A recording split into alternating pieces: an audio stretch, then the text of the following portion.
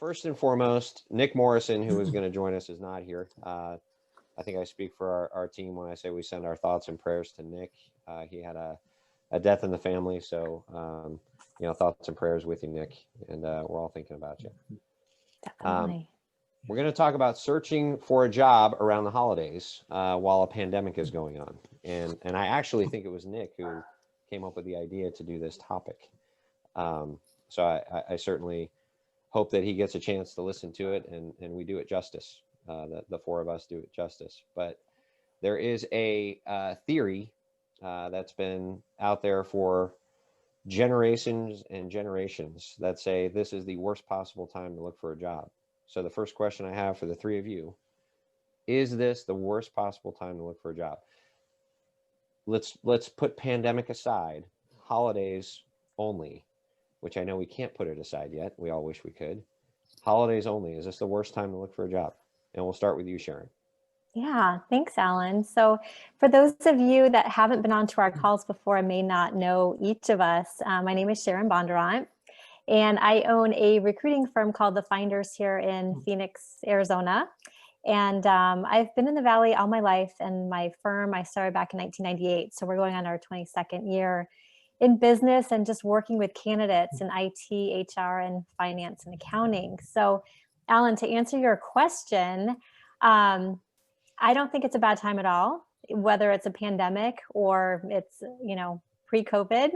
I think that there are a lot of hiring managers that are still hiring. They still have budgets. It's getting to the end of the year and they want to get some positions filled for the beginning of the year. And on the candidate side, sometimes things do slow down a little bit on your workload, and you have more time to interview. You have more time to search, for that great position.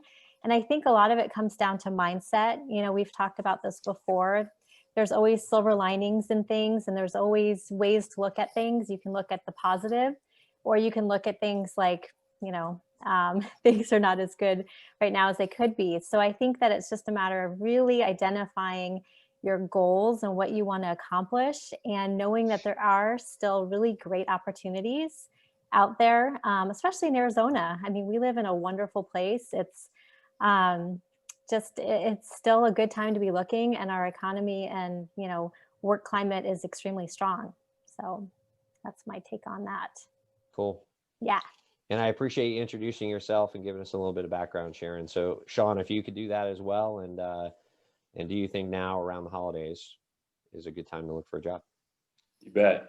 My name is Shawn Plowman, and I am a co-owner in a company called Boost HR and Recruiting. And we focus on helping companies find talent, particularly small and mid-sized businesses find talent in the HR area, finance and accounting area, sales, marketing, and technology. So I'm excited about this topic. I think there's a lot of misnomers about this topic, and I think there's a lot of people that feel like they should just hang it up and on January 2nd start looking again. And I haven't found that to be the case. I've been in the staffing, recruiting, talent acquisition world for 25 years. And I will tell you that there's a few reasons why you should continue to look during the holidays. First thing I would say to you is that there's less competition among candidates actually during the holidays. And that's because there's a lot of people that have that feeling like they should hang things up. And so they decide to take off the last, whatever it is, 4 to 6 weeks of the year, and figure it's not going to happen anyways. I will tell you that in the last 2 weeks, I've talked to 2 of my clients who have contacted me about a job that they want to fill to have somebody start the first week of January. And they've asked me, when should they start interviewing? And I tell them immediately, we need to start looking now. And so I'm doing 2 searches with 2 different clients now for a January start. And the reality is, if you think about the process of hiring, it will take, 6 weeks really for a permanent placement situation to go through interviewing, which will take 2 to 3 weeks, then selection. And if that individual is working, they have to give a 2 weeks notice. And so now we're late December. And by the way, maybe that candidate would love to have 1 week off at the end of the year before they start their new job, right? So I think it's a little bit of a misnomer. And I think Sharon's made some really, really good points. In some cases, interviewing managers have more time as we get into December. They've completed some projects, and so they have more time. They might be more likely to be looking at resumes, to be having conversations, to be helping others. And so I think the old adage, and Alan will probably know this quote and know who it's from, because that's Alan reads a lot. So, but what comes to mind is the old, yeah, here you go, Alan, you ready? Whether you think you can or you think you can't, right? Who said that, Alan? That was Ford. That was Henry Ford, right? Okay, so, and I think that's the case here, right? So there's a little bit of an attitude here of realizing good things can happen, and good things happen to those who think they can. And I think that's definitely the case here with the holidays. For sure. Christian Kaijser. Yeah, my name is Christian Kaijser, a founder of Career Evolutions, and we've been in business since 2009. I haven't worked in the industry quite as long as Shawn, but I got about 15 years in the Phoenix Valley. Career Evolutions, we try to mirror the employment life cycle. So whether you're working, thinking about leaving, or actively looking, we're happy to help you with your career, with your resume, with your recruiting needs, questions you may have about your career. When it comes to holidays, it's actually one of my favorite topics as well. I think it's a neat study in human behavior. I'm a big fan of follow-up, and there's nothing better to follow up than with good timing. And the truth is, most people are really in a good mood as we head into the holidays. Perhaps the contrary is true early January, but as we head into the holidays, people are usually in a very good mood. So more willing to take calls, respond to emails, and make time. Things will slow down a little bit, but you know, most employers go full speed until just a couple of days before Christmas or the holidays.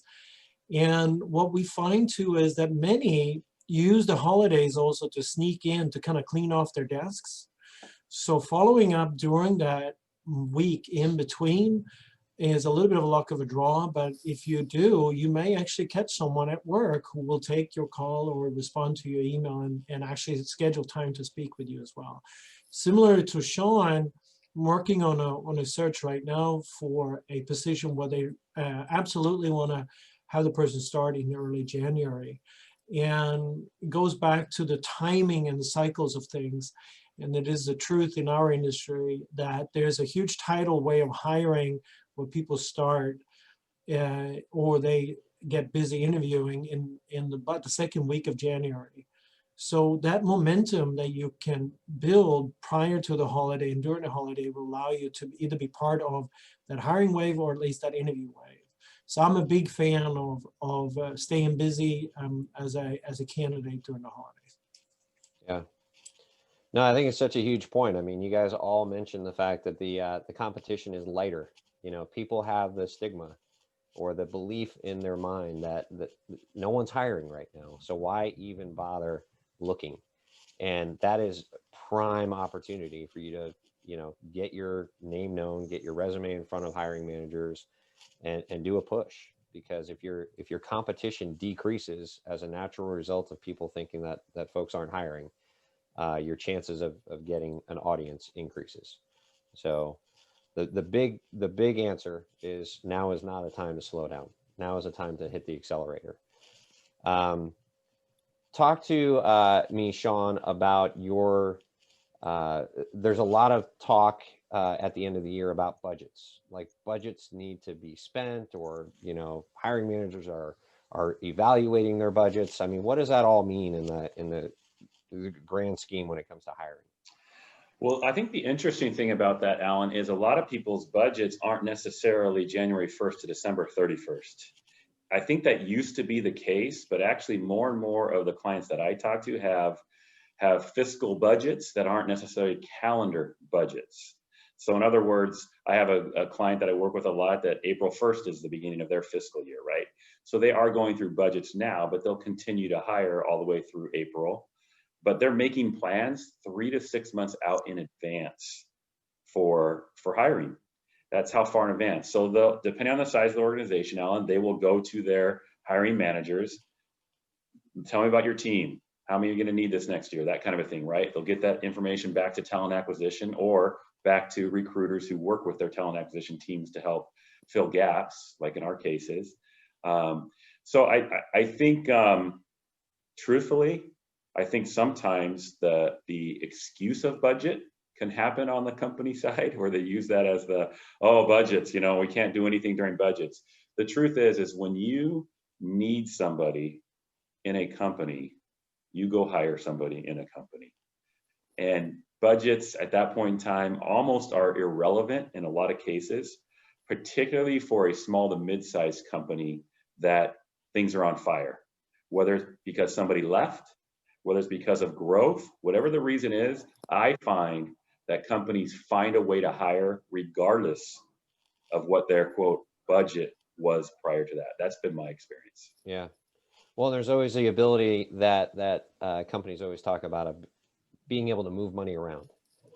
There's always that. There's money somewhere. There are funds somewhere if the need is urgent to hire somebody. I want to encourage those who are here with us also. Please ask questions. Feel free to interrupt and go into the Q&A and ask questions there. We'll field everything that comes in, just so you know. Sharon, what are your thoughts with regards to when hiring managers say, I'm going to lose this position. If I don't hire it before the end of the year, I'm going to lose it.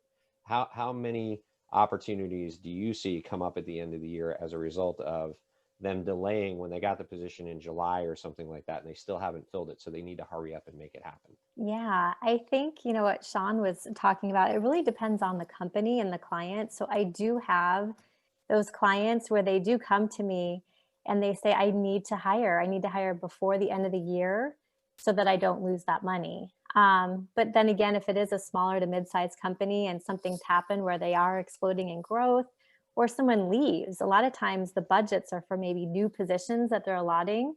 And those are planned for, but if someone leaves the company or gives notice, all of a sudden that need is there regardless of whether they had, a budget before. So I think it really just depends. And so you never want to assume that, because it's the end of the year or it's a particular time of year, that it's not going to happen within an organization. I think that a lot of times too, if the fiscal year is January through December, well, January, they get a brand new budget. So there's always time to hire and there's always money and funds, usually if a company's growing. I have clients where maybe they are starting in January with a new budget, and now all of a sudden they have 2 or 3 positions that they're allotting for January. And that's only, it's 6 weeks away. So kind of what Shawn was talking about, now is the time where they're actually looking for that mid, January start date or early January, and it's on a new budget. So. Perfect. Yeah. What are your thoughts on that, Christian? I mean, with regards to budgets and, spend it or spend it or lose it sort of deal. What is your experience with those? Yeah, on top of what's already been said, I just wanted to point to contracting, consulting needs, temporary work. It comes from a professional services line item within the company budgets. And if there is a fiscal year that ends this year on the 31st of December, I absolutely experience hiring managers saying, I got this money, I need to bring someone on. I'd like to bring them on now because of budgets. And the old saying in our industry is there's many people who have gotten hired by starting out as a consultant, 2-week projects that lead to 20-year careers, so to speak. And so it's a great opportunity to join an organization in such a scenario. So, keep an open mindset to stepping in on a what is maybe perceived as a short-term contract basis. Yeah. Because if you crush it, basically, you may get a chance to join the organization as an employee.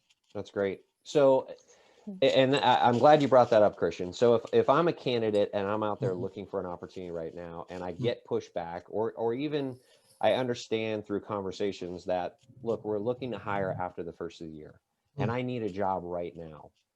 Is there an appropriate way, and I'm going to turn this over to all three of you, is there an appropriate way for me as a candidate to say, have you thought about hiring someone, maybe me, as a temporary or as a consultant or as somebody on a contract to hire sort of basis? Is that a conversation a candidate can easily have, or you would recommend they have with a potential hiring manager? I believe, Or go ahead. Christian, go ahead.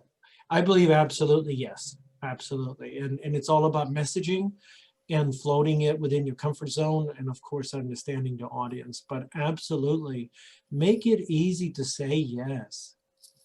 And this is one way of doing it. Yeah, Kristen, I think that's an excellent point for people that are looking for jobs to offer that. And I also think, you know, to kind of plug using a recruiter, that's one of the reasons and the benefits of using a recruiter, because they can ask that.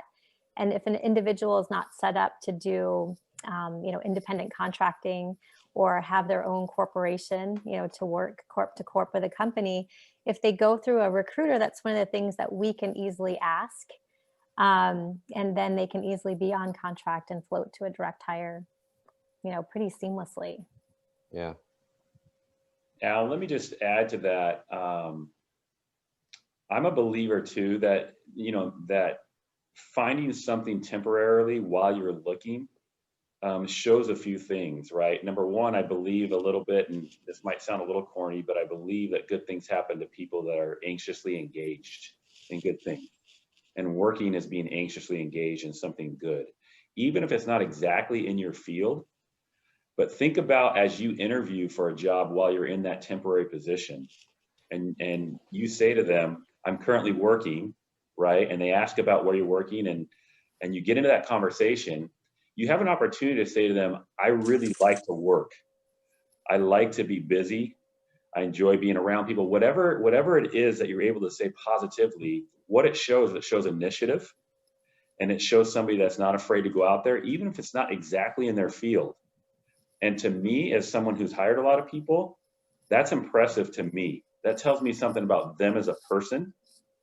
And so I always encourage people, hey, even if it's temporary for now and it's not right in your field, jump on that now, continue to look while you're currently working, and then good things happen from that as time moves on. Yeah. The other thing I would say, Alan, is we communicate differently when we are still somewhat positive. And if we're currently working, we're positive in our nature. And it will come across a lot of times, and whether we see it in ourselves or not, but if we're not working for a long period of time, when we finally have those conversations, those opportunities to network or to interview, it's not that easy to turn on the switch and act positive and come across as positive. It's a lot easier to do it when you do feel good about yourself and you're doing things that are positive. Oh, that's so true. That's so true. Yeah. And I love the way you said that. I mean, it kind of reminds me of hope is not a strategy. You know, you have to have a plan. You have to have a strategy. You have to have like a call list even every day of what your activity is going to look like when you're in job search mode. You can't just, you know, send a resume and pray. That you have to actively engage and be a participant in making things move forward. Yeah, at some point, Alan, I think with those who are on this call, most of them, some might be employed, some might not be, but you know, putting ourselves in those shoes of a candidate, that what do we do over the next 6 weeks? At some point, I'm sure in this conversation today, we can talk about some practical things that can be done right now on a daily basis. I'm sure we'll get to that at some point. Yeah. Well, I want to come back to a couple things. I'm going to give our panelists some time to think about this. There's two things that I want to talk about, but I want to get to this other question first. One of them is, how do you do what you just said, Shawn, without sounding desperate? Number one. And number two, how do you negotiate a pay rate? Because I know we do have people on this call right now that have gone through that very recently. So I'd even throw it out to the attendees if you have thoughts or ideas on how to negotiate the pay rate, because again, I know there's one individual in particular. If you're not being offered that full-time job, but they are interested, hey, let's talk about this contract or temporary scenario. What do you think you should charge me? Or what should I pay you for that? But I want to first, so while you guys ponder that, I want to get to this question from one of our attendees. It said, greetings, I know the Arizona job market was mentioned. However, I live in Las Vegas where the unemployment is high. I have seen jobs out there and I've been getting interviews. However, I keep getting passed up. I believe that's because either there are others with more experience or I don't interview well. What kind of tips, books, websites would you recommend I read that will help my interview skills help me stand out? So we've talked about this before, and I do want to let this person know that I also have an office in Las Vegas, and it is, bar none, we were talking about it before we went live, my most difficult market right now. There's no doubt about it. Talk about a town that was not positioned well for a pandemic that shuts things down globally. It's Las Vegas. So it is an incredibly hard market. And I would say, number one, I know you're anonymous. Feel free to call me, connect with me on LinkedIn, reach out to me, because any of us, I can guarantee you, will help you with the questions that you're asking. But I think number one is Shawn's point. Everyone right now who's looking for a job needs to be hopeful, needs to be positive, needs to have an upbeat mentality and attitude.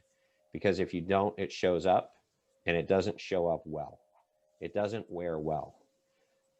So whether that's, I don't know if you turn to prayer, I don't know if you turn to a friend or a relative or a colleague who is the most positive person you know, whatever it is that you do to lift your spirits, you have to do that before you interview. Critically, you have to do that before you interview. Because if you walk in with any negative attitude, any negative vibe, it comes across, even if you don't think it will, it shows up, and you can't have that happen. So that's number one, and I'll turn it over to the panelists for any other thoughts that they have. Yeah, that's such a good question.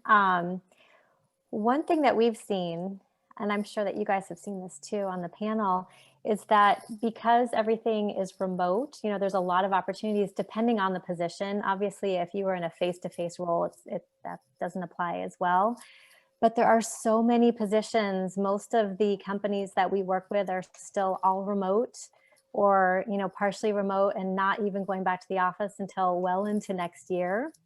So that being said, one of the things that you could do if you are out of state or in an economy where it's more difficult is to apply out of state, because there's so many employers, and I know I'm finding this with my clients, they wanted people on staff in person prior to COVID, and now they're looking across the country. So whereas we used to be very localized in Phoenix, we're now looking, anywhere in the US for the same type of talent. And companies, I think, are really doing a great job at changing their mindset and now looking at candidates from across the country. So just because you're in Las Vegas or another part of the country, there's a lot of different positions that you can apply for in Arizona, or anywhere across the country. So, expand your job search and start applying for companies across the country and network. We can talk more about that later, but LinkedIn is such a great tool to network across the country, even if you don't have, specific people that in another part of the country. There's a lot of different things that you can do to get a job and still stay where you are and be able to work remotely in different parts of the country. Yeah, I've got a few thoughts. I appreciate the question, and the question comes with maybe a little bit of frustration, which is understandable. And so I want to be sensitive to that. There's a couple things I think of. You mentioned either maybe more qualified candidates or maybe my interviewing. And so one of the things I would say to everybody on this call is, if you are interviewing and you're not getting jobs, I think it's really important to press in a positive way for feedback from the interview. And whether that's through a recruiter like us or whether it's direct with a company, if the answer is no, we chose somebody else, I think it's important to ask, hey, would you mind just sharing with me, was there anything about me? Can you share about my interview? Was there anything in my situation? Because this happened twice this week with two of my candidates that I had to call and let them know that they were no's. And one was because the individual did not listen very well and talked a lot in the interview, and that was the exact feedback. And I shared that directly with the candidate. As much as it breaks my heart to share that with them directly, I know that in the end, it's important for them to hear that. So the next time they interview, they work on their listening skills. For the other candidate, it was, they kept talking about future promotions and things like that. And so my client got nervous that they wouldn't stay in their current position because they wanted to always go to other places, right? And so I gave that feedback to the candidate. So if you are interviewing and not getting offers, I would press with the recruiter or with the company you're interviewing with and ask, will you please share with me? My feelings won't be hurt, but please share with me some constructive feedback that might help me in the future. And I think you can gauge from there, you know, how to maybe change things up, or maybe it truly was another candidate that really was. In Las Vegas, I'm actually doing a search, Alan. I don't do a lot in Vegas, but I'm doing a search in Vegas for a client. And I'm learning the same thing, right? I mean, there's a lot of people looking in that market right now because of the types of industry that it is, right? With casinos and everything else and travel, you know. So yeah, I mean, getting that feedback and taking that feedback is going to be really important to try and press for that. And so I would press for that. If you get an answer that's just no, ask for more. Yep. Yeah, and I think to that point, I think making it about you and you getting better, not making it about the fact that you want to press forward, not making it about the fact that you really want to know because you think you can overcome that objection. That's a better way to position it too, because the reason people don't give feedback is because they're worried. Number one, you know, I don't think it's a litigation thing, even though that's out there and that's rampant. I really don't think it's that. I think it's a matter of, we said no. We want you to know it's no, and we don't want you to continue to push us. But if you say, look, I'm only doing it for my own benefit, I really want to get better at this interviewing thing, they might be a little bit more apt to share, rather than, you know, saying I want to overcome that objection and convince you that I'm the right person. Yeah. I just wanted to add one thing too, and that is when you're interviewing, make the relocation small in everyone's mind, including yours. So the more you speak to it and the lengthier you speak to it, and the more you go into details about all the steps you need to take to move to any location for that matter, the more likely the listener is saying, oh my goodness, this person is not ready. This is going to take a long time. So my advice is always make it brief and amazing. And there's a big difference between one client that I had who basically closed the deal by saying, oh, how quickly can I be there? I'll throw my stuff in the car and I'll drive from Atlanta to Phoenix. I'll be there in 2 days and I can start on day 3. Versus another client who I was coaching who could not figure out why he never got the jobs, because he spent close to 7 minutes explaining all the steps he needed to take in terms of moving. And I just finally just stopped him and said, look, I have no idea what you're talking about. You know, this is too much detail. So make it small in the mindset of the listener, because they want to know, are you coming? And if you're coming, then check. Of course, speaking of checks, if there's a check that needs to be cut for relocation expenses, then keep that in mind too, if there's a budget or not. But make the whole picture of you coming as small as possible and as convincing as possible. So, and thank you again for that question. I mean, I think that was an amazing question, and I appreciate it. I do want to talk about what we were talking about a minute ago. You know, back to that topic for a second, with regards to turning a full-time offer into more of a contract or temporary offer. Shawn, you touched on something that could have a hint every now and then of desperation. So how do people avoid sounding desperate when they say, well, if you can't hire me full time, you know, can you hire me as a contractor or a temporary? Because that can certainly sound that way. So how do you avoid that? Well, a couple of things. There's 2 conversations. One conversation is directly with the employer that you're interviewing with, and the other conversation is maybe through a recruiter, like Sharon mentioned, right? Where maybe it's for a permanent position, and the feedback at that time is, you know, we want to wait 2 months or whatever to hire. Then you can have a conversation with the recruiter about that, and you can suggest to the recruiter, hey, is there a possibility? I mean, I really, really like this company. I like the people that I've talked to so far. Is there a possibility, Sharon, where we can maybe talk to them about bringing me on as a contractor initially, and then eventually becoming a permanent employee? And I would say partner with your recruiter on that situation and talk about the pluses and minuses of it, what a rate might look like in that situation comparatively to an hourly rate compared to a salaried in that situation. So that's that side of it. So don't be afraid to, plus what that shows the recruiter is how interested you are, right? And also how level-headed you are about this, and I don't think that's desperation. I think it's not that I need a job, and so let's get me in there as a temporary contractor. It's, I really enjoy the team. The culture of the company so far aligns with my beliefs, right? And so those are the things that recruiter can help you present to the client on why maybe it makes sense to move forward as a contractor initially. I think those exact same ideas and conversations can happen directly with the employer. And I'll just paraphrase, Mr. Manager, it's been great. I know we've had 3 interviews so far. You mentioned it's maybe a couple of months out still. So far, I really like what I hear about this job. It highlights my ability to do this, and this. I met with Tom and I met with Jenny on the product team. I believe there's a lot that I can bring to the product team and learn from them at the same time.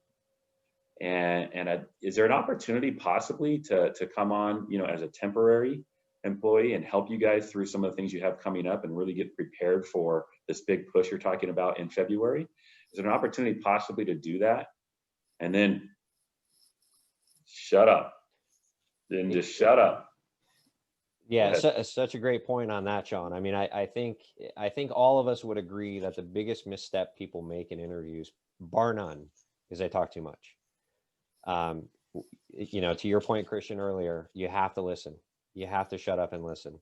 And that, I would say, is likely the number one thing. It's the old 80-20 rule. Listen 80% of the time and speak 20% of the time. And in an interview, that sounds very, very odd because you're being asked a barrage of questions. But if you try to limit the amount that you talk versus the amount of time that you listen, chances are really, really good that you're going to sound a whole lot better.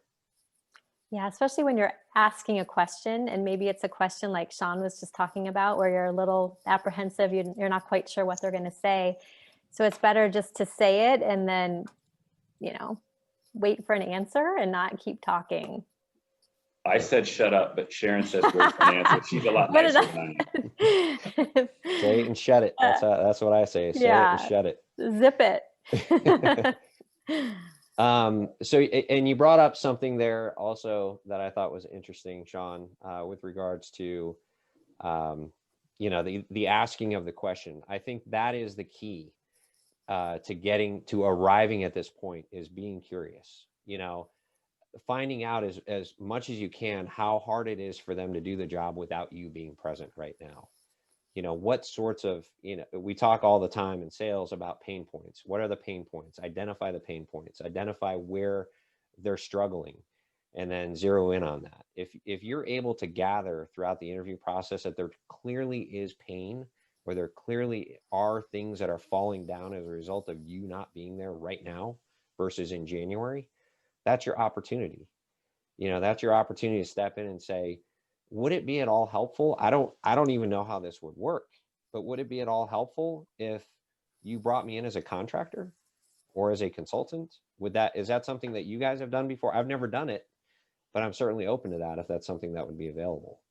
Yeah, Alan, that's a great point. And it might even be, let's take an example. There's a big Excel project that needs to be done and you're an Excel guru, and maybe, Alan, they don't need you 40 hours for that. But what about the opportunity to get your foot in the door and say, even if it's not a full 40 hours a week, but I think I can help you with that Excel project, and whether that's 10 or 20 hours, but it's an opportunity for you to see who I am and vice versa. And, so even if it's not full time, right, it's still a foot in the door. Like Christian has mentioned, 2 weeks can turn into 20 years sometimes, right? Yep. So how do I negotiate a rate? So how do I even come out? I mean, let's say they bite. Let's say, They say, absolutely, that would be great. So I see you're making, you're looking for $75,000 a year. So let's do the math real quick. That's, so what is that? $32 an hour. So are you good with $32 an hour? I don't know. Am I? Or $37 an hour, I think is closer to what it is. Am I comfortable with $37 an hour, or is there more there? How do I negotiate that, especially if it's on the spot? I'll throw that one to you, Christian. I think it goes back to knowing your numbers. If you're going to float the idea, you need to do the research prior to, and there's plenty of information online. You can certainly use LinkedIn, Indeed, as well as salary.com and payscale.com. Those are great sites to do the research. If you're still not sure prior to the interview, you can ask some friends or colleagues or past coworkers what they think. The old number that we all have used in our industries, you take the annual salary and divide it by 2,080 hours. But that's not a good point, because you do also need to factor in the cost for unpaid holidays, vacations that you will not be paid for, as well as benefits. If your benefit situation is such that you're paying a fair amount of money, so you need to factor all these things in and divide it into an hourly rate. But before you start mentioning hourly rates to an employer, my advice is ask. It could be as simple as, oh yeah, I would love to continue our conversations about me helping out on a contracting basis. How have you guys done it in the past? Not sure what your budgets are, but obviously I want to make sure to stay within your ranges. If you have some guidance there, that'd be very, very helpful. So you're using a language where you avoid losing out because you come out with a hard number without knowing what they can and cannot afford. Yeah. And so ask questions to learn while showing interest without removing yourself as a candidate. Oftentimes employers will in fact share what they can and cannot do by just having a dialogue. So Sharon, I'm going to throw a Yeah. different scenario to you. Yeah. I see you're looking for $75,000 a year, but as a temporary or as a contractor, we can really only pay you $20 an hour. Yeah, that would be, I think it depends on what you have in your mind and what you're used to. Because that would definitely not correlate to what you were making per hour prior. So it depends on, how bad do you want this opportunity? And there are a couple other things like Christian just alluded to. You do want to make sure that you're set up ahead of time to be an independent contractor. And usually, I'm not an attorney, of course, but you might want to, talk with your attorney because you'd want to get the infrastructure set up to be like an LLC or have some type of entity so that if something did happen on that project, that legally you're protected. There's a couple different reasons. And again, I'm not an attorney, but I think you'd want to talk to someone and make sure that you have the documents and the contract set up so that you're not held liable for something when, if something happened, it would be the company and for tax purposes. So I think it would be, and again, this is just my take on it. So I'd want to hear, your guys's, your intake, your input on that. But you just want to make sure that you know ahead of time, what your number is, and then also to make sure that you have the infrastructure set up prior. What do you guys think?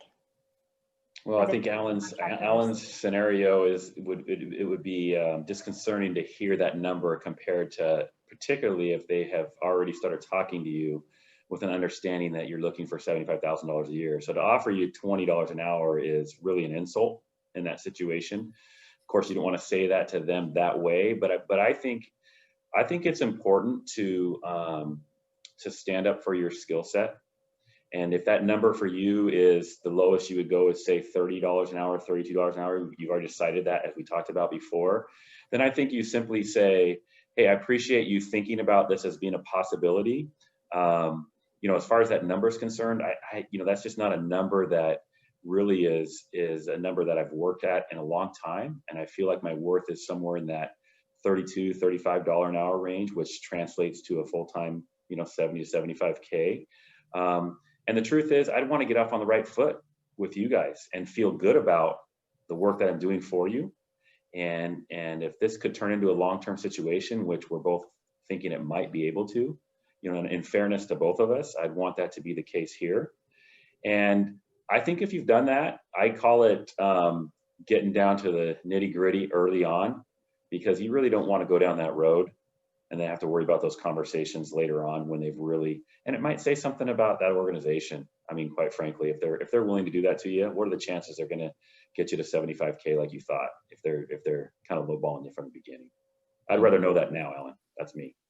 Mhm. Totally agree. So I want to flip things a little bit. So we've talked a lot about, people not thinking that companies are hiring during the holidays, and that being, I think we've debunked that myth, or at least put it out there that it's a myth. What about companies sometimes not posting jobs because they believe candidates are not looking right now because they've bought into that same myth? So are there a lot of companies that you think are still willing to hire people around the holidays that just aren't posting jobs because they believe that hot toddies are flowing and people are just out, relaxing and getting through the holidays, and they're not going to apply anyway? Yeah, I think that, as we know, as recruiters, there's so many positions that are available that are not posted on the job boards, regardless of the month, and the holiday season or not. They look to their network, they look for referrals, or, they work with recruiting partners. So I think whatever the reason is, I think that candidates need to know, just because they go on the job boards and they don't see that there's an opening, that doesn't mean that companies are not hiring. They are. It's just you have to uncover, who the client is, who the company is, and be a little bit more proactive in your job search than you typically might have been otherwise. Right. I think it could also Any be other thoughts on that? Yeah, I think it can be as simple as they're planning to hire, but they haven't really got going. They know kind of what they need. Maybe they've had some interviews going on, but they haven't found the candidate that they want to hire. So my firm belief is, with all my clients that I coach, is that you simply cannot get hired if they don't know you. It's an impossibility.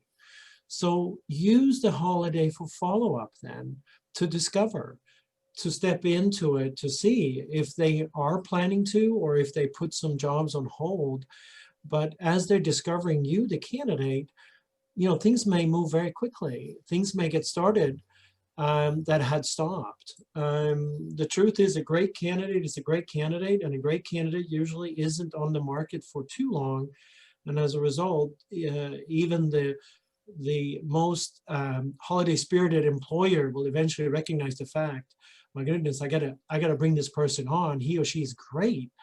And why not during the holidays, when many of the other employers are perhaps asleep at their wheels? So it's a win-win to follow up during the holidays. Yeah.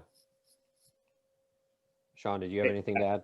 No, but are you okay with me just reverting back to that original question that was asked by the individual in Las Vegas? I just had Please. one last thought that I think we would all probably offer, and I think would be important. But I thought about, they're wondering about their interviewing skills.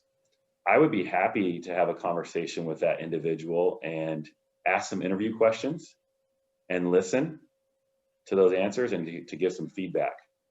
I would also encourage anybody that's wondering about their interview skills right now, and maybe they're a little bit down about it, think about people that that hire people on a regular basis, friends, family members.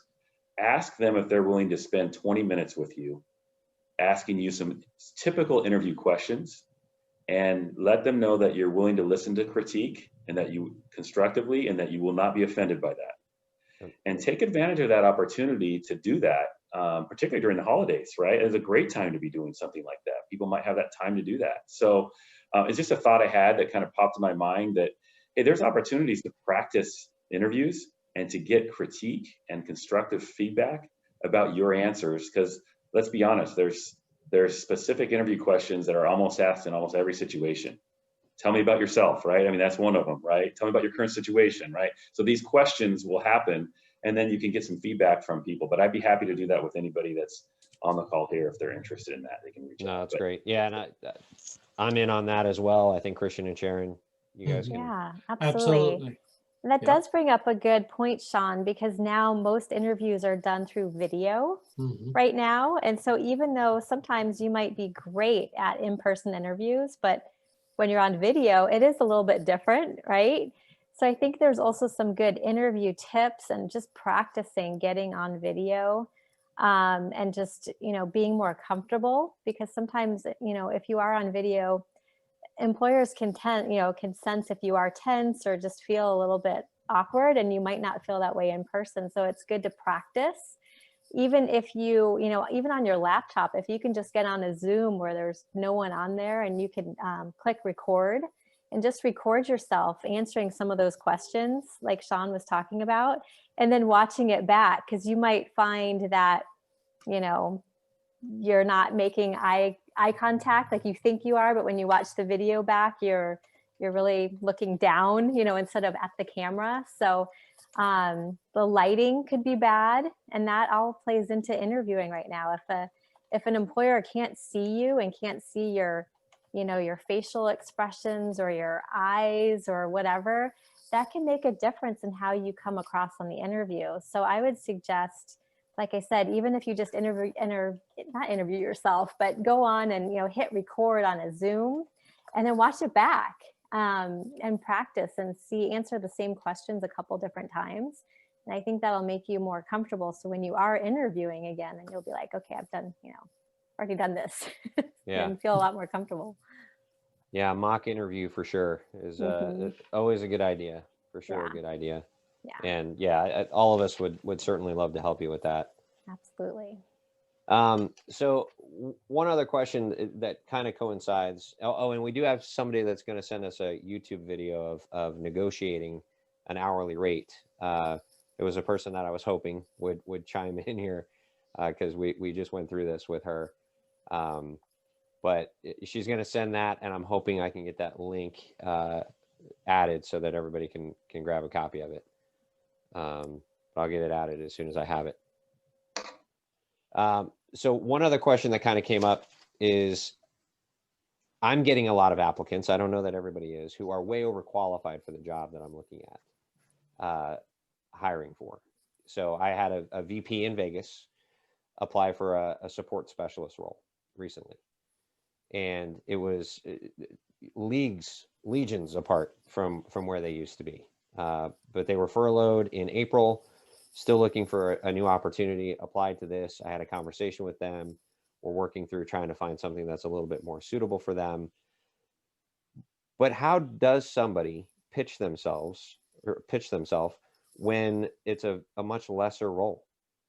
But they need the role, they need the opportunity. So, you made the point, Shawn, of, that you would be, it would be embarrassing to offer somebody who's looking for $75K, $20 an hour. But what if that person really does need that $20 an hour? How do they cross that delta again without necessarily coming across as desperate, but also showing I need a job? Well, I think there's a big difference between desperate and real. And to maybe even Sharon's point, especially on a video, but it would be great if those conversations were happening either face-to-face or on video, because they're, like I said, coming across as desperate or coming across as genuine and real. In this person's case, Alan, it may be that, hey, they haven't worked since April. They want an opportunity to get their foot in the door somewhere. And I think you can say that to an employer. Look, yeah, it doesn't make a lot of sense on your end. I know I look super overqualified, but the reality is I can come in and help you guys, and I want to come in and help you guys. And if that means down the road, there's more opportunity within your organization and some other areas and an opportunity to grow in your organization, then great. But what I can tell you is I'll come into this role and give you 100% now. And to me, that's appealing if I'm an employer. And it might mean I only have that person in that role for 3 months or 6 months because they're so good, we've got to put them somewhere else in our organization. I'd rather have that problem as an employer, put them somewhere else in our organization and then backfill them, right? Than vice versa. So it has to be genuine, Alan. And I don't know how to teach genuine other than to be you. And it certainly obviously doesn't sound like I have to work or I'm going to lose my house next month, right? It doesn't. That's not obviously what's said. That comes across as desperate in that sounding, and that may be the case, by the way, which would be difficult, right? But to still have that positive, that foot in the door, I will give you 100%, and if that leaves other things, great. If not, you're going to get 100% from me in this job. That's how I would say that. Yeah. Great point, Shawn. I think, like you said, it's the delivery of what you have to say. So the way that you say it is so important. It's not only what you say, but how you say it. Any other thoughts on that, Christian? Yeah, I think the one thing I wanted to add, because I think Sharon and Shawn have said some amazing things already, is that sometimes an employer will change their mind too. So where I'm going here is that as you're speaking to you and the work that you can do, sometimes, and I've experienced this with my clients that I coach, is that you come in and you speak about one role, but as the dialogue is genuine and you're speaking to the value that you bring, I've seen employers change the role. And once they start adding to the role, then of course things change on the compensation side too. But it can't be expected from you as a candidate. It has to be a function of you selling yourself into the role and also sharing what more you bring to the table if there is interest. And in some cases, I've seen them then adjust the roles and then adjust the compensation. So that was the only thing I wanted to add on top of what's already been said. Yeah. Well, I want to thank you guys for your time very much. I want to end with each of us just kind of sharing our parting thoughts on. We only talked about holidays. We didn't talk about pandemic, but obviously we're in a pandemic right now and we're experiencing things unlike we've ever seen. But I would like to just kind of conclude with our parting thoughts to the folks who are attending and those who are out there looking for opportunities. Are going to watch this on, the video that we post. So I don't know who wants to start, but I'll kind of close it out when you guys have said your piece. But just parting thoughts, parting positive thoughts on how to push through what we're experiencing right now. Sharon, do you want to? Yeah. Firstly, just thank you for being on, the call with us. And I think that I am speaking for all of us when I say, we're here for you. Anything that you need, any questions that you have, feel free to reach out to myself or anyone on this team. Like, we do this because we enjoy working with candidates and just helping any way we can.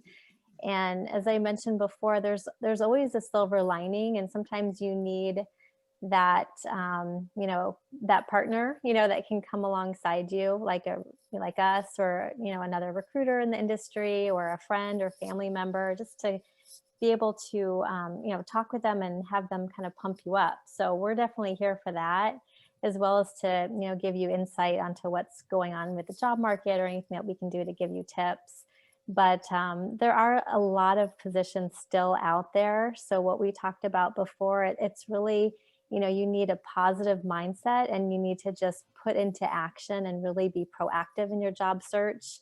And I know you're going to land something great if you are looking right now. Christian? Shawn or Christian?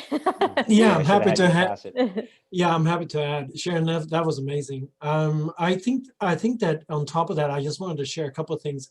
When we log online or we turn on the TV or listen to the radio, it really sounds like the world is coming to an end. But yet when we go outside our homes, there's people walking around, people are doing things, people are active, cars are driving, people are going to work, schools are still open, restaurants are open. Yes, there's restrictions.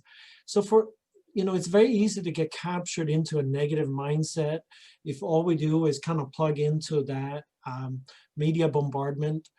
Yeah, so stay positive and just keep in mind, it doesn't really matter if it's 1 million people applying for the jobs or 2. the fact of the matter is the employer can only hire one person for the role. Sure, the competition is more fierce if there is, hypothetically speaking, 1 million people applying for that one job, which there never is.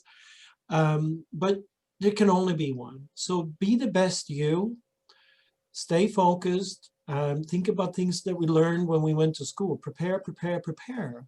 So if we feel comfortable as we're pursuing an interview, that confidence is going to show in an interview. And you know, learn to smile if you've been down for quite some time because of all the bad news, and just get into more of a positive mindset and try to get rid of the negativity, because there's obviously plenty to go around. And to Sharon's point, there's a lot of jobs out there. Work from home, virtual, those are huge winners in this pandemic economy. Yeah, you guys have said it great. The positivity, I think, really matters.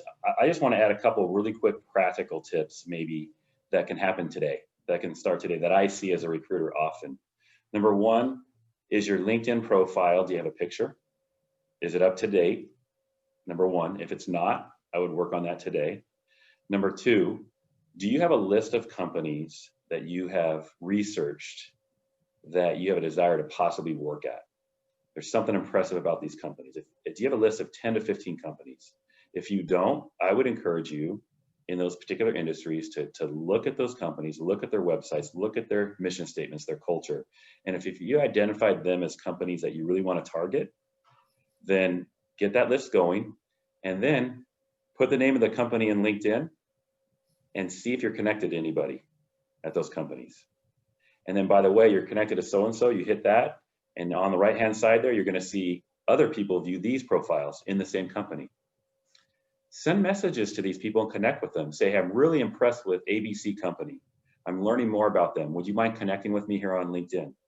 And start connecting with these people. These are all things that can be done during the holidays to build your network. This is a great time to build your network, is during the holiday time.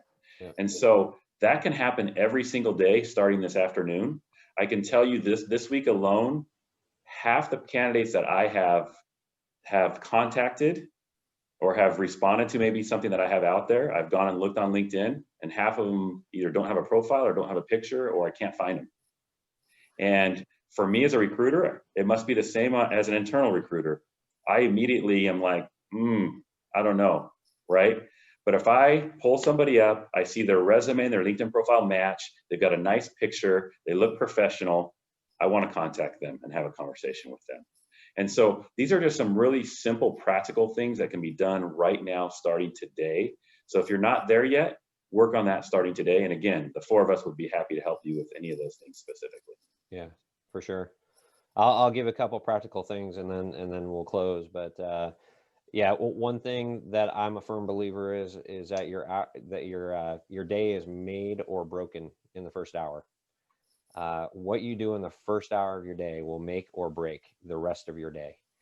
It sets it in a direction, one way or the other, I believe. So, first thing in the morning, I do not turn on the news. I do not turn on the radio. I do not look at my phone.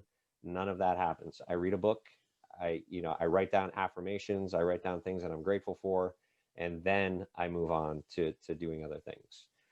When you're in a funk, when you're having a hard time, when you're unemployed, when you're, trying to dig yourself out of where you are, it is so critical, so critical to make that first hour of your day, planning and exercising what you're grateful for, not what you're disappointed in or what you're having a hard time with. So that's my only point. But to what everyone has already said, we are here for you. We want to help you in any way we possibly can, whether it's interviewing and mock interviewing or helping you write your resume or writing thank you notes, whatever it is. Please reach out to any of us and let us know how we can help. We appreciate you all being here. Glad you were able to join us, and it was good to see the three of you. So thank you guys for, again, sharing your time. Thanks, Thank you, Alan. Alan. Guys, Thank you. Thank you. We'll see y'all next time.